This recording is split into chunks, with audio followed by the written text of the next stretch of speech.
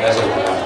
Bona vespre a tots. És molt bé saber des de la Caixa Rural de Turís i dins del Fons d'Obra Social que millor que ajudar a una entitat com és per ells.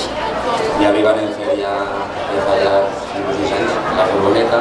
L'any passat li vam adaptar l'invernaero a que pogueren cultivar-ho millor i que les plantes pogueren criar-se en l'hivern no es gelaren.